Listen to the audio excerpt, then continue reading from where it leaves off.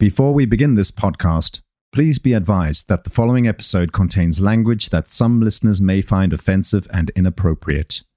The opinions expressed by the host and guests are their own and do not reflect the views of the podcast producers. Listener discretion is advised. Welcome to the third and final installment of Kenny Gilbert's Family. When we last left off, we heard how Kenny conspired with his best friend to murder an innocent man. Now we hear Kenny's frantic attempt to evade capture as a police investigation went underway on this episode of Voices of a Killer. So y'all actually ran off to Colorado? Was it the day after the lake incident where you swam out there?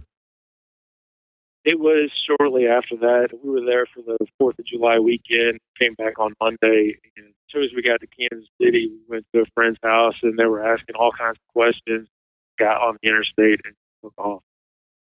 So you knew that they were after you? Yes.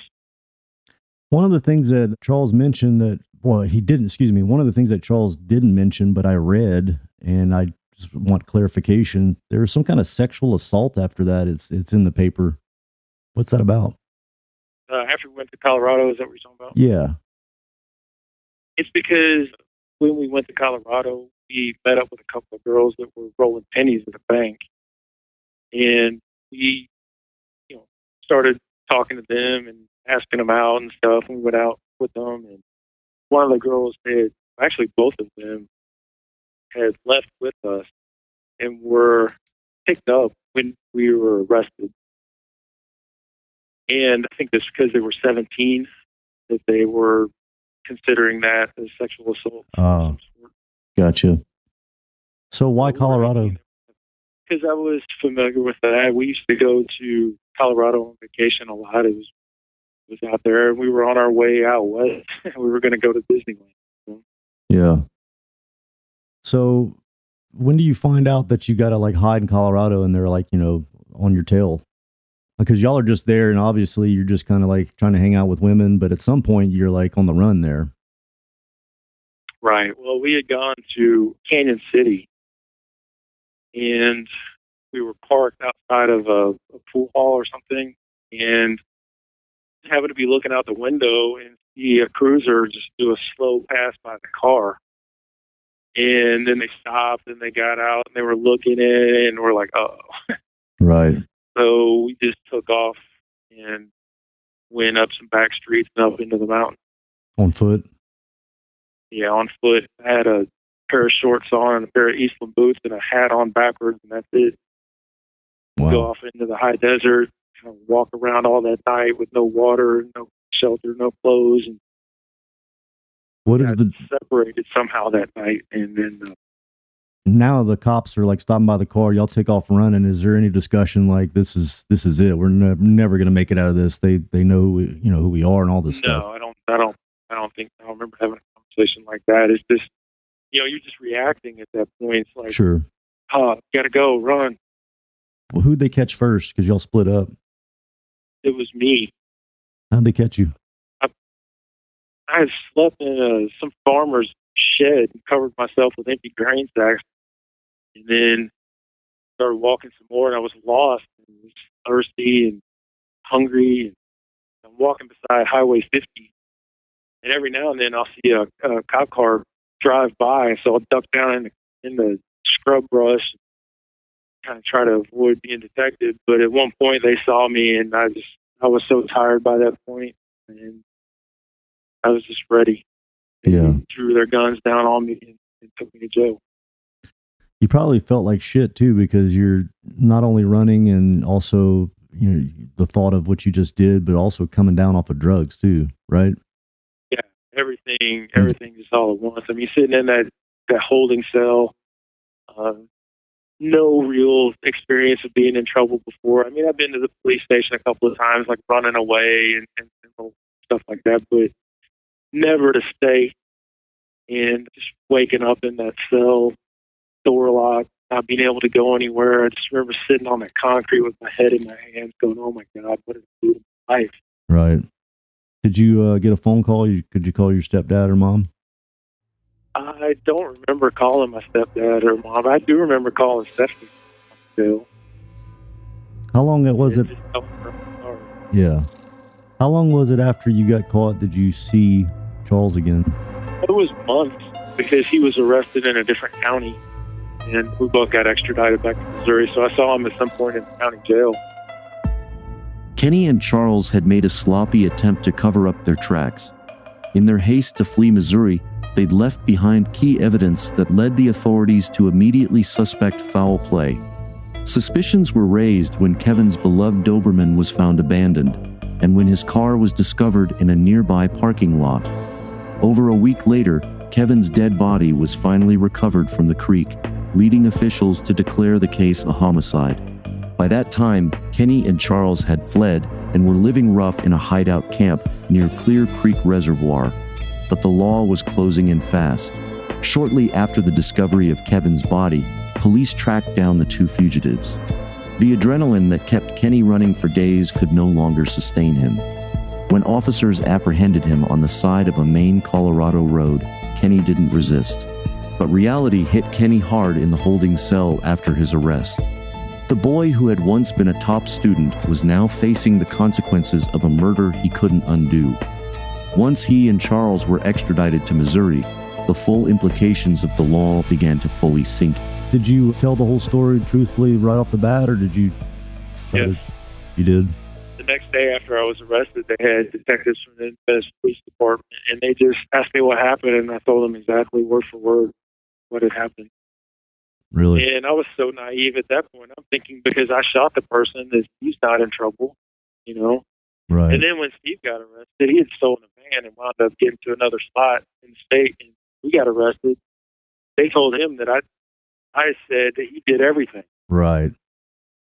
And he told the same thing that I did. I mean, he just basically told the truth about the events. But what I didn't know is the way the law works is that if you were there or involved in any kind of way, you're just as guilty as the person with the gun. Yeah, and I interview a lot of people that don't understand that. They think they're innocent, and you know, maybe they aren't the one that pulled the trigger, but as far as the letter of the law, you know, they're just as guilty. But a lot of people can't wrap their mind around that. So you plead guilty. Did you know you were getting life without? No. Well, I mean, by the time I actually pled guilty in court, but initially when I gave the statement, I was thinking, and probably even after I was sentenced, I was thinking that I would do 15 years for some reason. I got that stuck in my head. Because you were so. I think it came from one of the officers that interviewed me. I said, "So how much time do people do?" And he said, "I've seen people do anywhere from 10 years to a long time." Yeah. Just vague, you know. And so I kind of put it in my head that I would do 15 years. But then it was, you know, obvious that there were only two possible outcomes: the death penalty or life without. And rather than put my family and the victim's family through a trial, might as well just take life without, you know. That must have been very difficult at 18 years old. It was. And now, none of that I've had to go through as hard as the things I put through. Sure. And now you're in a situation where you just hope that a law changes, or because you've went through all. Do you have any appeals whenever you plead guilty? I think if you do it quickly enough, I think there are some appeals that you can file, but I never had any intent to file any. Right. But I pled guilty, and it was on my 20th birthday, like I said, and everything I saw in that courtroom was through a haze of tears. So I remember when they sentenced me, they took me back in a little holding cell, and I was just sobbing like a kid. Mm-hmm. My lawyer came in and put her arms around me and held me like a mom, you know? Wow. After his arrest, Kenny confessed to Kevin's murder word for word to the detectives who interrogated him. But at 18 and barely a legal adult, Kenny tells me that he was completely naive about the legal consequences he was facing. When he heard that prosecutors were going to pursue the death penalty against him, it was a brutal wake-up call. On the advice of his legal counsel, Kenny agreed to willingly plead guilty to Kevin's murder so that prosecutors would take the death penalty off the table. For most people, your 20th birthday marks a new chapter of adulthood. For Kenny, that day marked the end of his freedom as he was sentenced to life without parole. To pay for the callous murder of Kevin, the Missouri judge ruled that Kenny and Charles would spend the rest of their lives behind bars. Kenny barely registered the legal proceedings through a haze of tears. Back in his holding cell, the weight of this life sentence hit in, and Kenny broke down in sobs. In that touching moment, Kenny's lawyer took compassion on the scared, helpless boy behind the crime and held him in her arms, a rare moment of kindness in an otherwise unforgiving legal process. But was Kenny's sentence of life without parole appropriate for his crime? We put that question to Kenny after the break.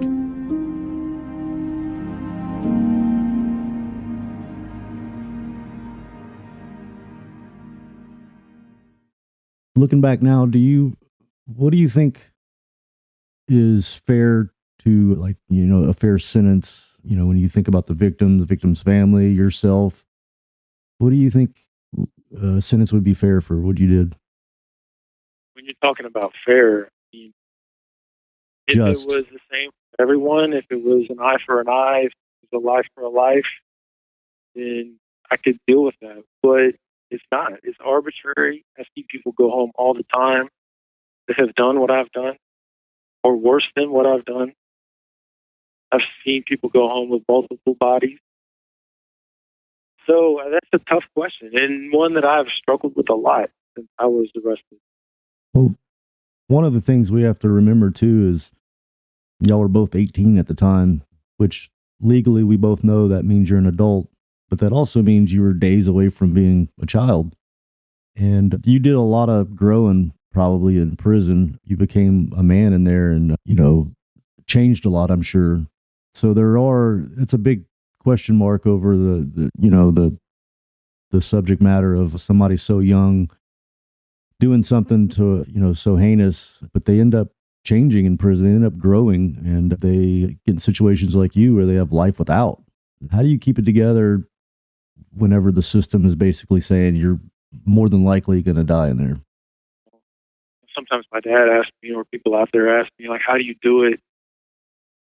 And you don't really have a choice. What else am I going to do? I have to be here. I cannot go anywhere else. They will not let me go anywhere else. I have to make a life. And one thing that I strongly believe is that my circumstances are never so bad that I can't do something stupid and make it worse. So I try to make the best I can of it. But I also believe that things will change. Things change all the time. I have friends that were never going home that are home right now and have been home for years, doing well. Friends that are married and making a life for themselves out there because they were juveniles and they overturned juvenile life without 2012. So how do you think right now I'll focus on this concept of emerging adulthood. Tell me about it. And okay, I was 18 when I committed my crime, as you know, and I was sentenced on my 20th birthday. The newspaper headline the next day said, "Life after 20 will be in prison." So think about that. On that day, when I received the second harshest punishment available anywhere in the world, I was still a year away from being trusted to buy a beer. The legislature, they recognize that certain age groups should be treated differently when it comes to the law because of their immaturity. Mm-hmm. They always have. It's why we don't let teenagers buy alcohol or police officers or own handguns. Children are different from adults, right? Remember, what does that mean scientifically? At what point does a person change from a child to an adult? Well, it's clear that there's no distinct point at all. It's a range. It's a gradual transition. You're not a child at 17 and an adult on your 18th birthday, like something happens magically at midnight. Right. You're still a teenager. You're still prone to irrationality and impulsivity. You're short-sighted. You're heavily influenced by your peers. I think that most people would agree that you don't even really know who you are at that age. I didn't. I say that all the time. It's like you're two different people when you're 18 and you're 30, Mm-hmm. And I don't think there's too many people that argue with that. However, the system really weighs heavily on how the victims feel. And I would ask you, how do you think they would feel if you got released? I think their feelings would be mixed because, like I told you, I had contact with my victim's niece because she reached out to me. Mm-hmm. And initially, those conversations were very hard on both our parts, because she had a lot of things that she felt. I had a lot of things that I didn't even know that she felt. And I've got a lot of guilt and shame about the things that I've done, the things that I put her through and my family through. But in the process of communicating with her, she and I have gotten to a point where I think, we can call each other friends. So, and we've been able to help each other through a lot of those negative feelings. But that there are other people in her family that I don't think feel that way. And that's entirely up to them. They feel how they feel. I put them in that position. They can respond to it however they respond to it. And I got to own that. We mentioned one of your friends in there that passed away that I interviewed, Billy Dyer. He committed a crime at 14, probably way worse because he was a child and all of his victims were children too. Yes. But one of the things that he mentioned, and this is not the first time I've heard this, but the victim's family actually going over there and visiting and asking questions and wanting to see the person that killed their family. He said that was very difficult because the mother of the children that he killed wanted to know details and he just couldn't do it, couldn't tell them. How would you feel if one of them wanted to come see you and talk to you and sit down with you? I would welcome them to come and ask whatever it is that they wanted to ask and say whatever it is they wanted to say. If they wanted to call me 10,000 names or just cut loose on me, I would welcome that. If they want to know what happened, I would tell them everything that happened. Victim's family was listening. What would you say to them? I hope they are listening, because I want them to know that I'm sorry for all the things that my decision that they put through, for the ways that it changed their lives, or the way that they saw the world, people in it. Sorry for the anger, the grief, the fear, the insecurity, the distrust, any negative emotion that I put them through because of me. They didn't deserve that, and I hate that I caused those things for them. My victim was estranged from his family for the greater part of his life since he was a kid, basically. Left home as a teenager. And one of the things that bothers me the most about what I did is that I destroyed the ability for that to ever heal. Yeah. I think he was on a path to healing that. I mean, he was reconnected with his sister. His parents were probably next. He might have been at Thanksgiving. Right. But I destroyed. What would it be like if you did get out? I mean, would you live in the same town as them? Because that would be really, that would be really awkward. I'm not sure. I mean, I hope that at some point the rest of the Kevin's family can make the same choice that Kelly has made and maybe get some peace with the situation that's happened. I'm not saying that, I'm seeking forgiveness for them. That would be nice, but I just want them to feel better. I want them to not have the anger and not have the weight of it, and to not have the questions that are unanswered if they have them, or the things that they want to say that they haven't had an opportunity to say. I hope they can come to some peace. Yeah. Were they in the courtroom whenever you went to trial and all that? Yes, I believe they were. Was it fair to sentence Kenny to life without parole? That's a tough one for Kenny to answer. To be clear, Kenny committed a heinous crime, and it's a crime that he takes full accountability for today.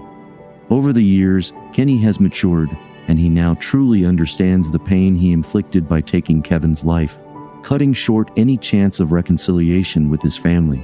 And while Kenny knows he has no right to ask forgiveness from Kevin's family, he tells me he's open to doing whatever he can to help them find peace, whether that means being a target for their anger or sharing the full, unfiltered truth about that July afternoon. Despite this, Kenny believes sentencing a teenager to life without parole is unjust. He was 18, legally an adult, but still very much on the brink of leaving childhood behind.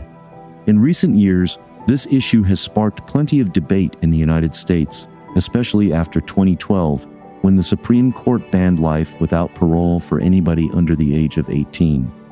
In this landmark ruling, they acknowledged that young people are not like adults, so they should be tried accordingly. The latest research has shown that juveniles are more prone to reckless behavior because they're easily susceptible to peer pressure and are bad at making decisions. However, They also have a much greater capacity for change than adults, and they're far less likely to reoffend after they grow up. After this ruling by the Supreme Court, many child lifers who had resigned themselves to dying in prison have since been sentenced again and ultimately released. Now, Kenny points out that there's a growing movement to abolish life without parole for anybody under the age of 25 too. He argues that the line between childhood and adulthood isn't sharp. It's a gradual process. He insists that his impulsivity and poor judgment as a teenager led him to commit murder. But today, he's a totally different person who poses no risk to society. He's watched many men, some who have committed even more violent crimes, walk free, while he remains stuck behind bars. One day, he hopes that a ruling will be made that gives him a second chance at life on the outside too. So now you're put in prison at a pretty young age, and you, like I said, kind of become an adult in there. You get your GED and you start to change, and now are you in college? I've taken some college courses. I'm not currently in college because it's so expensive. Right. And do you have a relationship with your stepdad and your mom still? I do. I call them every week. And right now, my dad spends all of his time taking care of my mother because she's had dementia for the past 5 years or so. And so he spends all of his time making sure that she's okay and that she's not confused. And I call and he'll be like, Diane, it's your son. Say hi to your son. Tell your son you love him. Yeah. Difficult. It's one of the hardest things about being here is because they don't deserve that. They don't deserve the fact that they never got grandparents. Yeah. They don't deserve the fact that they have to take care of each other alone because I'm not there to be there for them. Yeah. If That's the hardest thing for me, it's like things that they've had to go through because of me. Yeah. I took so many good things away from them when I made that decision that day, and I'm sorry for everyone that I hurt that day. There's so many. So do you think something will change and you'll get out? I hope so. I think that it will. I mean, I want to go out there and take care of my family. Just put this part of my life behind me.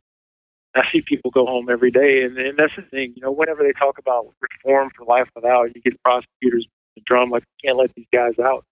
But they let them out all the time.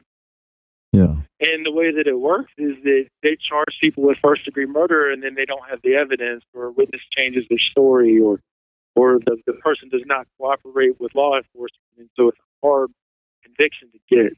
And so they make them a deal. They give them a sweetheart deal. They say, plead guilty to this second-degree murder and, go home in 25 years or whatever. And it happens all the time, and I see it every day. I see people go home. And there's no reason why I can't be one of those people. There's nothing that society needs to be protected from me, I believe that, actually. I really do. I can't see either one of you guys like getting out and just, you know what I mean? It's not like you're killers, but you are because of what happened, but not in the sense of, you're in your DNA, it's not who you are. It's just, but like I said before, they put so much weight on the victim's family. It's, they got a lot of say so, but also. They do, and I think they should have say in the process. Because the things that they go through are terrible and they're real. But one thing that's bad about it is that it's arbitrary.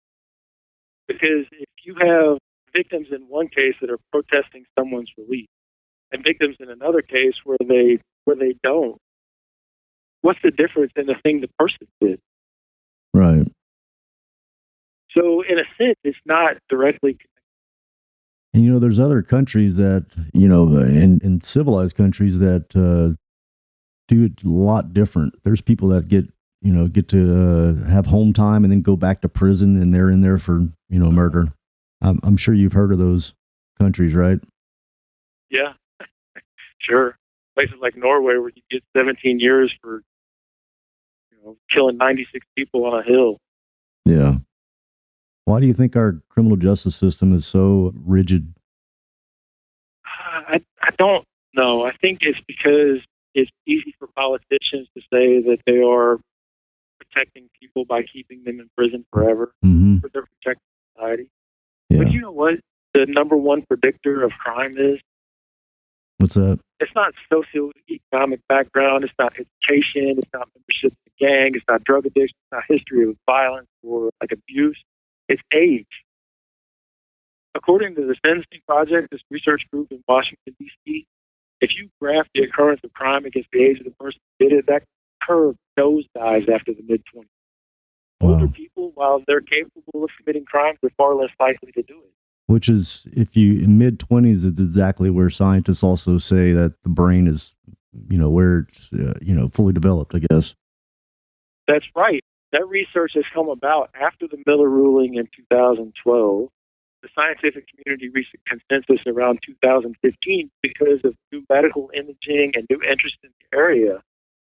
So that research that should have set the bright line in Miller between like 20 and 21 or between 25 and 26 actually set it as 17 and 18, which is far too young. I mean, scientific research has shown that the decision-making centers of the brain are still developing into the mid-20s. Now in his 40s, Kenny has spent over half of his life in prison.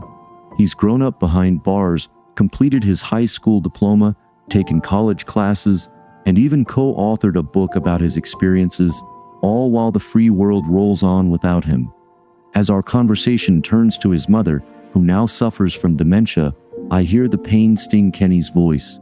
The thought of being unable to give his mother and his stepdad the support they deserve in their old age weighs heavily on his conscience. Still, Kenny holds out hope that one day the laws will change and he'll be given a chance at being released. Throughout our interview, he's been outspoken about his criticism of the justice system. In his view, the way crimes are punished often feels arbitrary. While he faces a life sentence with no possibility of parole, he's seen people convicted of more severe offenses released after 20 or 25 years. He's well versed on the science of brain development during adolescence, and Kenny believes that the justice system should take into account the fact that teenagers are still maturing when they commit crimes.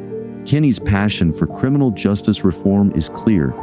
Before wrapping up our conversation, I wanted to hear more about how he thinks the system should evolve, not only to protect society, but to recognize the potential for growth and change in young offenders. So I've never asked this question before, and I just thought of it. I usually say, ask, if the victim's family is listening, what would you say? But what would you say if these politicians that can make these things happen, what would you say to them if they were listening? That's a really good question. I would say that a politician's mandate is to provide society with the best level of protection with the resources that they have available. But when you incarcerate the old and keep people around for decades, more resources go into incarcerating older prisoners because of increased age-related medical costs, pills, wheelchairs, surgeries, special diets. But the taxpayer gets way less return on their investment. You spend more money to lock up those that are less of a threat, and particularly like first-time offenders who have been down for decades. If I was part of society, I would much rather be protected from the guy that committed a crime last week than from someone who did one dumb thing as a teenager when Bill Clinton was in his first presidency. Yeah. But in reality, this place is full of old men. When they call chow, it's like a wheelchair race. Yeah. Walking through the dining room is like going through a maze because certain aisles and rows are sealed off by wheelchairs and walkers. It's insane. A few years ago, some friends and I were at chow. Someone called the wheelchair guys transformers because they're riding around in these vehicles. And then we went on a shtick about decrepit cons and I am out of my prime. But it's all gallows humor. You're laughing to keep you crying because you can't have a sentence like mine and look at another man who grew old in this place without it feeling like some kind of crazy mirror. It's really sad how they keep people locked up for so long. You lock up the wrong guys, and I see people come in with little short sentences and going out knowing that they're still going to get high, knowing that they're still going to commit crimes, knowing that they're going to come back after they hurt somebody. But there's so many people around here that are this old and are never going to hurt anyone again if they would just give them a chance to go home. Yeah. The people that they let go that had juvenile life without, they were never going to let them go home. They didn't know what was going to happen if they let them go home. But they did. The law changed and they let them go home, and they're out there doing great. And they're not reoffending. They're out there living lives and contributing to society. There's no reason that can't happen for the rest of them. Yeah.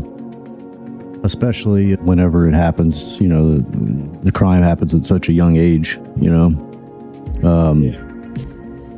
It's unfortunate for everybody involved. These stories are always just so sad because nobody wins. It doesn't matter if they catch the guy and put him away. It's still a loss for everybody. And if I was a father to a child that was 18 and did this, that would be devastating to know that your child's gonna, locked up for so long. But I appreciate you opening up to me, Kenny. I'm gonna share your story on this podcast as well as your little thing you wrote. But I appreciate you opening up to me. I know it's difficult. So yeah, it's no problem. I'm glad to do it. If you need anything else or you want to follow up on anything else, just hit me up. Where I'm. Okay, buddy. I'm a captive audience. All right. Hey, take it easy. Take care of yourself. Okay. You have a good day. Yep. Bye. Bye. On the next episode of Voices of a Killer. So you have a unique situation because you're in prison right now, but not for murder, but you were in prison for murder. Yeah, you're right. Prior to the murder. Would you say these were sinister people? They just had a bad side to them? You felt something, or just normal people that did drugs? No, they had a bad side to them. She wanted a divorce, and so he paid Willie and Dave to kill her. So when you walked in, they had already killed her? Yeah, they were on their way to doing that. They were still in the process of killing her? I don't know if she was dead or not. She was being beat on and blood was flying everywhere. She was unconscious. I want to thank Kenny for sharing his story with us today. His ability to be open and honest is what makes this podcast so special. That's a wrap on this episode of Voices of a Killer. A big shout out to Sonic Futures, who handled the production, audio editing, music licensing, and promotion of this podcast. If you want to hear more episodes like this one, make sure to visit our website at voicesofakiller.com. There you can find previous episodes, transcripts, and additional information about the podcast. Lastly, if you enjoyed this episode, please consider leaving us a review on Spotify, Apple Podcasts, or wherever you get your podcasts. Your feedback helps us improve and reach new listeners. Thank you for your support, and we can't wait to share more stories with you in the future. Thank you for tuning in. I'm your host, Toby, and we'll see you next time on Voices of a Killer.